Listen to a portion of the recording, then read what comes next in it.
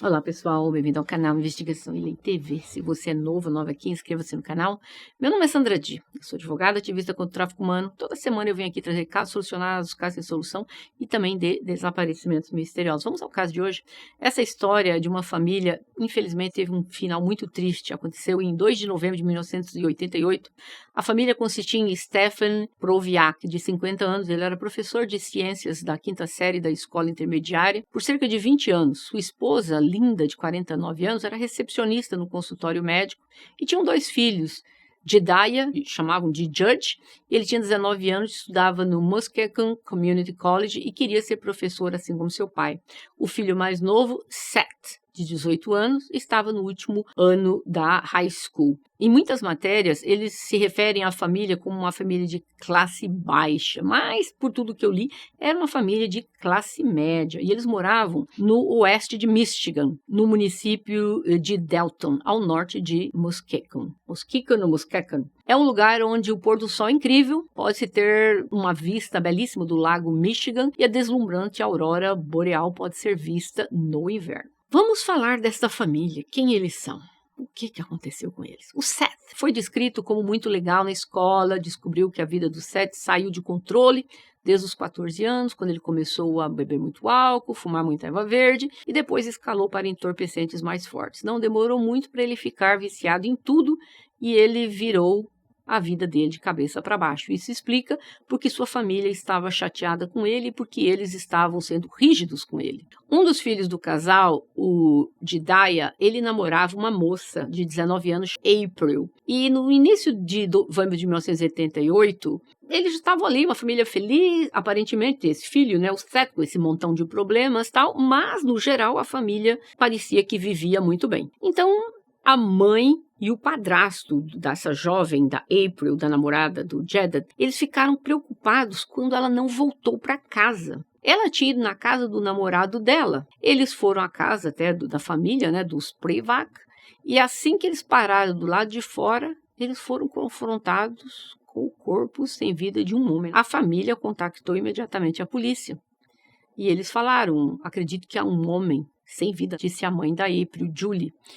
E a operadora perguntou todas as pessoas. Ela disse, como todas as pessoas? Não, eles não estão aqui. Por que ela perguntou isso? Porque alguém já havia ligado anteriormente falando do que havia acontecido. E eles olham e eles sabem quantas pessoas tem dentro daquela família. Então, eles sabiam que era uma família bem ali grande, 4, 5 pessoas, né? Então, ele já sabia. Ela disse, não, mas os carros estão aqui. Então, só tinha aquela pessoa lá, aparentemente. Ela disse que um homem na calçada estava coberto de sangue. Ele estava frio e não se movia e nem respirava. A polícia respondeu à cena em poucos minutos. O homem na garagem foi examinado para ver se tinha sinais vitais, mas era evidente que ele estava sem vida. Os investigadores, então, procederam a uma varredura da casa. No quarto, nos fundos da garagem, eles encontraram mais 2 corpos. Em um cômodo inferior do porão, eles encontraram outro corpo. Em seguida, em um quarto, no andar de cima, encontraram um 5º corpo. As vítimas foram identificadas como Stefan Proviak, de 50 anos, sua esposa, de 49 anos, Linda, seu pai, de 78 anos, John, seu filho, de 18 anos, Jedediah, bem como a namorada do Jedediah, de 19 anos, April. Pouco depois da polícia chegar ao local, um adolescente foi visto saindo da floresta, em alguns metros ali da casa. Ele foi identificado como Stephen Wallace, de 18 anos, o melhor amigo do filho do Seth. Então, esse rapaz, imediatamente, ele ficou claro para os investigadores que houve um massacre aqui no local, que todas as vítimas eram de uma mesma família. E eles precisavam saber por que o Seth não está aqui. Ele não foi encontrado em nenhum lugar, então ali eles já perceberam, será que ele tem alguma coisa com isso? Vamos voltar aqui, vamos ver a dinâmica dessa família. Linda Proviak, ela era recepcionista de um médico. O John, ele era viúvo e ele morava perto da família. Jedediah e April estudavam no Muskegon Community College e tinham ambições de um dia se tornarem professores. Eles estavam em relacionamento há anos, então é isso o que nós sabemos a respeito da família. E agora voltamos para a investigação. Por 24 horas, a polícia estava tentando descobrir aonde estava o Seth. E ele escapou por 24 horas, mas ele foi encontrado na tarde seguinte, escondido em um celeiro, a cerca de 1 quilômetro da casa dele. O promotor disse, abre aspas, casa estava repleta de corpos. Havia sangue por toda parte. É difícil imaginar o que leva jovens de 18 anos a fazerem algo assim. Fecha aspas. Os investigadores inicialmente ficaram perplexos quanto à motivação, mas assim que o Seth foi preso, ele prontamente confessou ter eliminado a família e a namorada do seu irmão. E disse que ele não estava se dando bem com seu pai, que ele tinha uma ficha criminal, que incluía apenas 2 incidentes. Em 1996, ele havia roubado cerveja da loja onde ele trabalhava. Ele foi colocado em liberdade condicional e, quando ele satisfez todos os termos da pena dele, ele foi colocado em liberdade condicional. Mas então ele novamente foi preso por furtar um CD em uma loja. Ele recebeu prescrição, né, por médicos de antidepressivo e tal, porque a família achou que ele estava com problema. Ele foi encaminhado para um psicólogo para terapia. Ele também foi condenado a cumprir 10 dias num abrigo para jovens com problemas de vícios. Tanto o Stephanie quanto a Linda apoiaram extremamente o filho, esforçando-se ao máximo para conseguir a ajuda que ele precisava por causa dos vícios que ele tinha. O Seth disse que ele e seu pai tiveram algumas divergências ultimamente e lamentou o fato que a sua mãe e seu irmão sempre ficaram do lado do pai dele. Ele disse que sentia como se a família dele estivesse se unindo contra ele. O Stephanie e a Linda chegaram ao limite com o filho, e o pai dele, o Stephen, ameaçou, queria expulsá-lo, o Seth, da casa, se ele não mudasse de atitude. No domingo, em que todos foram eliminados, o Stephen finalmente disse ao filho que era a hora dele cair fora da casa. Ele não queria o filho mais na casa.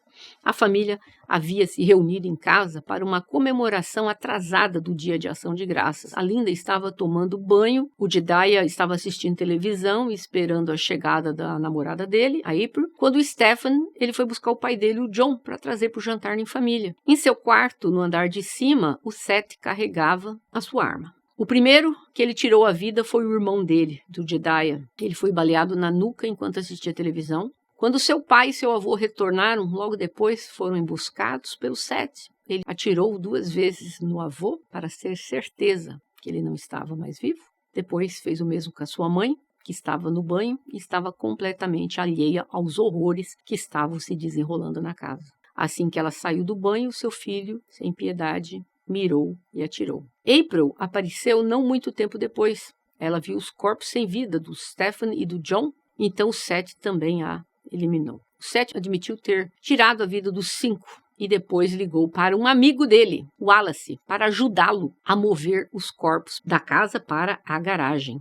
Wallace sabia de todo o ocorrido. Lembra daquele rapaz fugindo da floresta? Pois é, era ele. O Seth prometeu massacrar toda a família dele no dia anterior. E ele contou para o amigo dele. Quando o Seth ligou para ele, ele declarou: está feito. O Seth se livrou dos projéteis enquanto Wallace jogava a arma em um lago. Que raio de amigo é esse? O Seth passou horas enxugando, arrumando, limpando ali todo o sangue e dirigiu até um supermercado, onde ele comprou fita adesiva. Os investigadores acreditaram que a compra foi feita para montar uma falsa cena de roubo. Enquanto isso, Wallace foi a uma locadora de vídeo e depois a uma reunião da igreja. Ai, que beleza. Ele voltou para casa mais tarde para ajudar o Seth a limpar a cena. Mas que rapaz mais prendado. Enquanto montavam a cena, os pais da April apareceram e Wallace fugiu para a floresta. Durante a confissão, o Seth disse, abre aspas, nunca pensei em tirar a vida dos meus pais até aquela manhã. Eu me sinto horrível. Eu gostaria de nunca ter feito isso. Foi tudo um erro. Eu voltaria atrás 1000 vezes. Fecha aspas. Tarde demais, né? Ele, quando fugiu da polícia, ele disse tirar a vida dele. Mas entregou a arma para o Wallace desfazer da arma. Mas peraí, se você vai tirar a sua vida, para que você precisa se desfazer da arma? Você não vai estar mais aqui para ser preso. Não colou a história dele. Os jovens foram presos e foram acusados de 5 acusações de ter tirado a vida de todos eles. E foram forçados a fazer o pagamento de $5 milhões. Claro que ninguém tinha esse dinheiro. Quando o Seth falou com o detetive, o Dennis Edwards, durante o interrogatório, o Edward disse que o Seth parecia monótono. Não se sabe se isso devia ao fato dos remédios que alteraram a mente dele ou por causa da sua natureza psicopática. Supostamente, um amigo da família disse que o Steven disse para ele que achava que o filho dele era psicopata. Olha só, o pai já tinha falado que achava que o filho era psicopata para um amigo dele. A Linda também reclamou do Seth, que ele estava fora de controle e alegou que seu filho bebia álcool, pelo menos desde os 16 anos de idade. O Seth disse aos detetives que ele estava mais infeliz do que nunca nos últimos meses antes do ocorrido. Ele se sentiu isolado e incompreendido. E ele diz que no domingo anterior ao massacre, o pai dele pediu que ele saísse da sua casa. Ele descreveu calmamente como ligou para o seu amigo, depois de eliminar toda a família. O chocante nessa história é que o amigo sabia sobre o plano do Seth desde o dia anterior, quando ele disse: vou eliminar a minha família inteira. Ele não fez absolutamente nada para impedir, considerando que ele decidiu ajudar o amigo a forjar algo como se houvesse um roubo. Eu não tenho dúvida nenhuma que esse amigo também tem tendências psicopáticas semelhantes ao do melhor amigo dele. Como é que você escuta alguém falar: amanhã eu vou tirar a vida inteira da minha família, e você não avisa ninguém? Você não avisa a polícia, e você não avisa a sua família, e você não avisa a família do cara. E ainda no dia seguinte você vai lá ajudar a limpar. Vai me dizer que isso é normal? Não, você é um psicopata. Eles moveram os corpos da casa, colocando o John na calçada para fazer com que as pessoas parecesse mesmo um cenário ali de roubo. Então eles descartaram as cápsulas restantes em uma lata de lixo e jogaram ali depois num posto de gasolina. E o Seth ficou indo e vindo na casa, né, limpando ali, levava as coisas, trazia e tal. Eu acho um absurdo. E o amigo dele foi lá para a reunião habitual da igreja, para ninguém desconfiar, e depois ainda volta para ajudar a limpar. Haviam 2 confissões e bastante DNA para confirmar o Seth como autor do crime, e a essa altura já havia sido rotulado como um dos piores adolescentes da história dos Estados Unidos. Durante a acusação, o Seth perguntou se ele poderia viajar antes de ir para a prisão perpétua. A gente fala sério. Ele declarou, abre aspas, eu gostaria apenas de ter a chance de sair e ver o mundo antes de ficar preso por muito tempo. Fecha aspas. Gente, isso só pode ser piada, né? Seu pedido foi imediatamente negado. As acusações contra o Wallace, o amigo, foram retiradas. E ele foi acusado de ser cúmplice após o fato e não de ter cometido os crimes, né? E por ter se desfeito da arma. Então, a fiança dele foi reduzida e ele foi libertado da prisão. Em maio de 1999, ele compareceu ao tribunal. Ele não contestou o ocorrido, o Seth, e ele foi condenado à prisão perpétua, sem possibilidade de liberdade condicional. Ao proferir a sentença, o juiz James Grave Jr. disse, abre aspas, toda a comunidade está chocada com suas ações. Você transformou o que deveria ter sido um dia agradável, um fim de semana de ação de graças, em seu próprio campo de matança, fecha aspas. O Seth pediu desculpas em particular por suas ações, afirmando, abre aspas, sinto muito pelo que fiz, mas isso não é o suficiente. Sei que nada que eu possa fazer mudará os fatos, fecha aspas. Então ele enviou uma carta ao jornal The Chronicle, no qual ele dizia que ele não deveria ser comparado, esses atiradores que tiraram um monte de vidas de pessoas aqui nos Estados Unidos, ele escreveu, abre aspas, eu não fui um pária na minha escola. Embora eu não fosse o aluno mais popular da escola, não me faltavam amigos. Eu me dei bem com quase todo mundo. Embora seja muito lamentável que isso tenha acontecido com minha família, incluindo a April. Eu não sou esse monstro que as pessoas me fazem parecer. Eu tenho sentimentos. E custe o que custar, não sou totalmente responsável pelo que aconteceu. Porque estou convencido de que o senhor Caim desempenhou um papel neste evento. Fecha aspas. Ele não revelou quem é esse senhor Caim, mas os investigadores do caso teorizam que ele usava entorpecentes no momento que ele eliminou a família. Eles também estabeleceram que ele era um usuário regular, né? Desses entorpecentes. Ele também poderia estar se referindo à história bíblica de Caim e Abel. Então, quando ele disse, eu não fui só o culpado nessa história, o Caim também teve culpa, talvez ele estava se referindo que a família dele teve alguma coisa com isso. Em novembro, Wallace foi considerado inocente de todas as acusações contra ele. Em 15 de julho de 2010, aos 30 anos, o Seth faleceu enquanto tentava escapar do centro correcional onde ele estava. Ele e 2 outros presidiários dominaram um homem que dirigia um trailer na prisão pouco depois das 9 da manhã. Eles bateram o caminhão em uma cerca dupla de arame, que tinha um arame farpado. Eles viajaram cerca de 1.000 metros antes de saltar e começarem a correr. Os guardas da prisão ordenaram que os homens parassem. Os outros 2 fizeram isso, mas o Seth continuou correndo. Então os guardas da prisão abriram fogo. Até hoje as pessoas não entenderam por que ele cometeu esta barbaridade. E agora, com o falecimento, muito menos vamos saber. O motivo completo do que aconteceu naquele dia fatídico, talvez só ele mesmo saiba. Apesar que não há motivo nenhum para tirar a vida de alguém. Era um dia de festa em que a família estava comemorando o Dia de Ação de Graças. A polícia descobriu que a vida do Seth saiu do controle desde os 14 anos, quando começou a beber álcool, a fumar erva verde, depois escalou para entorpecentes mais fortes. Não demorou muito, ele virou a vida dele de cabeça para baixo. Isso explicava porque sua família estava tão chateada com ele e porque eles estavam sendo tão rígidos com ele. De acordo com o Seth, ele havia usado entorpecentes na manhã que ele tirou a vida de todos eles. Ele disse que quando voltou à realidade, ele chorou miseravelmente e decidiu que tiraria a própria vida. A carta que o Seth mandou para o jornal o fez parecer muito menos malvado do que os jornais da época o pintaram. Ele estava dizendo para eles ali que ele não era aquela pessoa macabra que eles falavam que ele não era esse vilão. E depois ele já viajou ali na maionese, né? Ele disse que ele nunca foi testado para entorpecentes, que naquele dia da prisão dele nunca foi feito nada. Isso não é verdade, porque a polícia confirmou que uma das coisas que foi feito, claro que ele usou entorpecentes, mas isso não o exclui de culpabilidade.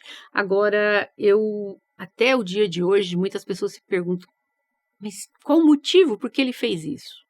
Bom, ele fez isso porque ele é um psicopata, né? Em primeiro lugar. Em segundo lugar, quando o pai e a mãe deram um pontapé nele, cai fora, ele não gostou.